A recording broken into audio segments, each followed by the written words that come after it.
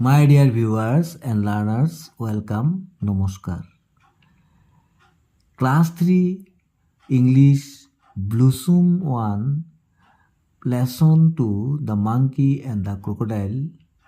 ইয়াৰ আগৰ ভিডিঅ'ত 43 পেজলৈকে বুজাইছিল। এই ভিডিঅ'টোত আমি 44 পেজৰ পৰা শিকিম। 10. Read the sentences about actions that happened in the past. ইয়াত যে বাক্যবিলাক দিছে পঢ়িব গৈছে about the action. ইয়াৰ একশ্যনবিলাক কি আছে, কাৰ্যবিলাক কি আছে, পাষ্ট মানে অতীতত হৈ যোৱা, মানে যিটো হৈ গৈছিল। The monkey gave the crocodile some rose apples. বান্দৰটোৱে crocodile বা ঘৰিয়ালটোক কিছুমান ৰ'জ এপেল বা গোলাপ জামু দিছিল অতীতত শেষ হৈ গৈছে। দ্য ক্ৰকডাইল টুক চাম ৰ'জ এপেলছ টু হিজ ৱাইফ। ক্ৰকডাইলটোৱে তাৰ ঘনীয়েকলৈ কেইটামান ৰ'জ এপেল লৈ গৈছিল। তাৰমানে বাক্যবিলাক কি হৈছে, অতীতৰ বাক্য দিছে। মানে অতীত মানে কি, যিটো শেষ হৈ গ'ল, যিটো আগতে সম্পূৰ্ণ হ'ল, অতীতৰ ঘটনা, past. Now write down two things that you did yesterday. এটা কৈছে তুমি যোৱাকালি কি কৰিছা, দুটা বাক্য লিখিব কৈছে। You can take help from the word cards given below. এই ৱাৰ্ড কাৰ্ডৰ পৰা তুমি সহায় ল'ব পাৰা। ৱাৰ্ড কাৰ্ডবিলাক চাই লোৱা। টক টু এ ফ্ৰেণ্ড, মানে বন্ধুৰ লগত কথা পাতিছিলা। প্লেড ফুটবল খেলিছিলা। সোৱান ইন দ্য লেকত সাঁতুৰিছিলা। হেল্প মাদাৰ ইন কুকিং, মাকক ৰান্ধোতে সহায় কৰিছিলা। লিচেন টু মিউজিক শুনিছিলা। ৱেণ্ট ফৰ এ ৱাক, বা ফুৰিবলৈ গৈছিলে। এতিয়া মৰমৰ ছাত্ৰ ছাত্ৰীসকল, তোমালোকে কোনটো কৰিছা সেইটোৱে লিখিবা। মই দুটামান ইয়াত লিখি দিছোঁ, তোমালোকে নিজৰ যিটো কৰিছিলা সেইটোৱে লিখিবা। তো মই লিখিছোঁ, প্ৰথমটো লিখিছে I talk to A friend, মই এজন বন্ধুৰ লগত কথা পাতিছিলোঁ। বা আই লিচেন টু মিউজিক, মই গান শুনিছিলোঁ। তোমালোকে এইবোৰো লিখিব পাৰিবা। আই হেল্প মাদাৰ ইন কুকিং, যদি মাকক সহায় কৰি থাকা। আৰু যদি ফুটবল খেলি থাকা লিখিবা I played football. Let's read the following sentences. এই বাক্যবিলাক পঢ়িব গৈছে। He eats rose apples every day. সি সদায় ৰ'জ এপেল খায়, daily, every day. I like to eat rose apples. মই ৰ'জ এপেল ভাল পাওঁ। We love to eat rose apples. আমি rose Apple বা গোলাপ জামু ভাল পাওঁ। She likes to eat rose apple. তাই ৰ'জ এপেল পচন্দ কৰে বা ভাল পায়। Read the sentences carefully. এই বাক্যবিলাক কেয়াৰফুলি খুব যত্নৰে পঢ়িব গৈছে, ভালদৰে। ন'টিছ দ্য আণ্ডাৰলাইন ৱাৰ্ডছ, আৰু এই আণ্ডাৰলাইন ৱাৰ্ডকেইটা দেখিব গৈছে, ন'টিছ কৰিব গৈছে, লক্ষ্য কৰিব গৈছে। Some words ends in s while some do not have s at the end. কিছুমান ৱাৰ্ড আছে ইয়াত এছ আছে, ইয়াত নাই, ইয়াত আছে। Think about when we use I, he, she, we or they with these words. Now write the words that are used before the underline words. Write the words. Wordবিলাক লিখি গৈছে that are used before the underline word আগত। ইয়াত কি use হৈছে he, ইয়াত কি use হৈছে I, ইয়াত কি ইউজ হৈছে we, ইয়াত কি ইউজ হৈছে she. মৰমৰ ছাত্ৰ ছাত্ৰীসকল, এইটোক কয় ছাবজেক্টটো যদি থাৰ্ড পাৰ্চন ছিংগুলাৰ নম্বৰ হয়, তেনেহ'লে ভাৰ্বৰ লগত এছ বাই এছ যোগ হৈছে। এই বিষয়ে কিছু কথা আমি জানি লওঁ। মৰমৰ ছাত্ৰ ছাত্ৰীসকল, পাৰ্চন, PER ইংৰাজীত কি হয়, পাৰ্চন আছে কি, তিনি প্ৰকাৰ। কেই প্ৰকাৰ আছে, তিনি প্ৰকাৰ। ফাৰ্ষ্ট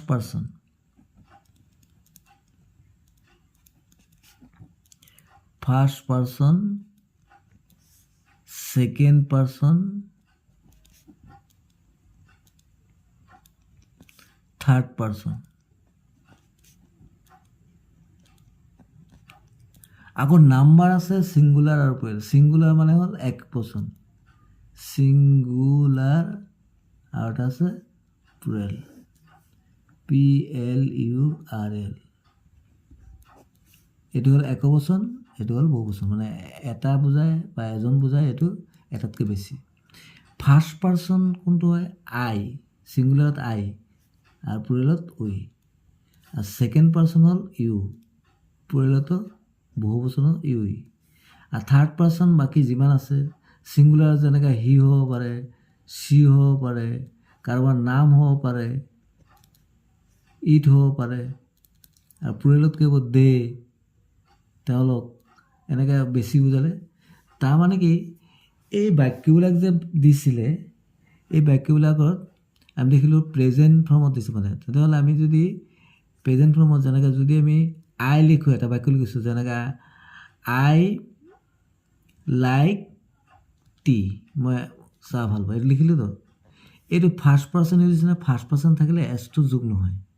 যদি মই ছেকেণ্ড পাৰ্চন লিখোঁ ইউ লাইক টি, তেতিয়াও নহ'ব এছ যোগ, ছেকেণ্ড পাৰ্চনৰ লগত নহয়। আৰু মই যদি হি লিখোঁ তেতিয়াহ'লে কি হ'ব? LIKE এটা এছ যোগ হ'ব। তাৰমানে থাৰ্ড পাৰ্চন ছিংগুলাৰ হ'লে এছ যোগ হয়। তেতিয়া চিটোও থাৰ্ড পাৰ্চন ছিংগুলাৰ নহয়, চিৰ লগত কি হ'ব? এছ যোগ হ'ব। আৰু যদি প্লুৰেল হয়, যেনেকৈ দেটোতো দে লিখিলোঁ, দেটোতো থাৰ্ড পাৰ্চন, কিন্তু এইটোতো প্লুৰেল, বহু বচন, মানে এজনতকৈ বেছি বুজাইছে, তেতিয়াহ'লে এছ যোগ নহ'ব। তেনেহ'লে আমি কি জানিলোঁ? যদি এই যে ছাবজেক্ট, মানে যাৰ বিষয়ে কোৱা হৈছে ছাবজেক্টটো ফাৰ্ষ্ট পাৰ্চন হ'লে ছিংগুলাৰ হওক প্লুৰেল হওক এছ যোগ নহ'ব, ছেকেণ্ড পাৰ্চন হ'লেও নহ'ব, থাৰ্ড পাৰ্চন হ'লেও হ'ব যদি ছিংগুলাৰ হয়, এজন বুজায়, হি চি, কোনো মানুহৰ নাম বা ইট, এনেদৰে ছিংগুলাৰ হ'লে তেতিয়া ভাৰ্বৰ লগত এছ বা ই এছ যোগ হয়, কিন্তু প্লুৰেল হ'লে নহ'ব। 12 মিনিট হৈছে ৰিড দ্য ৱৰ্ডছ এলাউড, মানে উচ্চ স্বৰে পঢ়িব গৈছে। দি, দিছ, দে, দেম, থেংক, থিংক, থাম, থ্ৰ'। ইয়াত দিছে ৰিড দ্য ষ্টৰি এগেইন, আকৌ সাধুটো পঢ়িব গৈছে। Find words beginning with TH and write them down. TH দিয়ে আৰম্ভ থকা শব্দবিলাক ইয়াত লিখিব গৈছে। মৰমৰ ছাত্ৰ ছাত্ৰীসকল, তোমালোকে পাঠটো পঢ়ি TH থকা শব্দবিলাক লিখিবা। যেনেকৈ দেয়াৰটো আছিলে THERE, দেয়াৰ। এইদৰে বাক্য সাধুটো পঢ়িলে তোমালোকে বিভিন্ন ধৰণৰ THৰে আৰম্ভ হোৱা বহুতো শব্দ পাবা। মই দুই এটা দেখাই দিছোঁ। মোৰ ছাত্ৰ ছাত্ৰীসকল, ইয়াত যেনেকৈ ওৱান্স দেয়াৰ, এই যে দেয়াৰ TH ব্যৱহাৰ হৈছে। ইয়াত যেনেকৈ ব্যৱহাৰ হৈছে ডেট, THAT, ডেট, TH ব্যৱহাৰ হৈছে। ডেট, তাৰপিছত এইটো ব্যৱহাৰ হৈছে দেম, THEM, দেম। মৰমৰ ছাত্ৰ ছাত্ৰীসকল, তোমালোকে আকৌ পঢ়ি আৰু কি কি পোৱা তোমালোকে লিখি ল'বা। 14 দিছে say as fast as you can, যিমান খৰকৈ পৰা পঢ়িব গৈছে। ঘৰিয়ালটো croc croc crocodile, rock rock rock a while, তোমালোকে খৰকৈ পঢ়িবা। Croc croc crocodile, rock rock rock a while. 15 দিছে listen to your teacher and follow' the instructions to find out the sentence, মানে বাক্য এটা দিছে, বাক্যটো ইনষ্ট্ৰাকশ্যন, শিক্ষকে কয় নিৰ্দেশ মতে বাক্যটো ক'ব লাগে। ইয়াৰ পৰা ষ্টাৰ্ট দিছে, কি হ'ব? I CN can, I can draw, DRAW, draw a crocodile, I can draw a crocodile, এইটো হ'ব। আই কেন ড্ৰ এ ক্ৰক'ডাইল, মই এটা ঘৰিয়াল আঁকিব পাৰোঁ। Read aloud the sentence and then write it down, পঢ়িছে। ইয়াত কি লিখিবা? বাক্যটো I can draw a crocodile, I can draw a crocodile. 16 look at the pictures and say the names of the birds, এই ছবিবোৰ চাব কৈছে আৰু এই চৰাইবোৰৰ নাম ক'ব কৈছে। তোমালোকে চৰাইবোৰ ভালদৰে চাই লোৱা। এইটো 1 2 3 4 5 6 7 8 9টা চৰাই আছে। এতিয়া আমি নামবিলাক শিকিম। লুক এট দিছ পিকচাৰ, তোমালোকে এই ছবিটো চাই বুজি পাইছে নে কি হয়? এইটো হ'ল পেৰট, PARROT, পেৰট। পেৰট মানে ভাটৌ চৰাই, পেৰট মানে ভাটৌ চৰাই। এইটো কি দেখিছা? এইটো এটা কি? এইটো হ'ল ক্ৰেন, CRAN, ক্ৰেন মানে বগলী, ক্ৰেন বগলী। এই চৰাইজনী, এইটো এটা শালিকা, হয় শালিক চৰাই, এইটো কি বুলি কয়? মাইনা, MYNA, শালিকা চৰাই। এইটো হ'ল কাউৰী, কাউৰী মানে ক্ৰ, CROW, ক্ৰ, কাউৰী। এইটোতো কি কুকুৰা, এইটো কি হেন, HEN হেন, কুকুৰা। এইটো হ'ল কিংফিচাৰ। কিংফিচাৰ মানে মাছৰোকা চৰাই। এইটো হ'ল বসন্তকালত যে ওলাই, মনত পৰিলে নেকি, কুলি চৰাই, হয় নাই, কুকুক, CUCKO, কুকুক মানে কুলি চৰাই। এইটো এটা সৰু চৰাই, এইটো আমি ইংৰাজীত কি ৰবিন বুলি কয়, ৰবিন চৰাই। আৰু এইটোতো সকলোৰে পৰিচিত, এইটো কি পিজন মানে কি পাৰ চৰাই, PIGEON, পিজন মানে পাৰ চৰাই।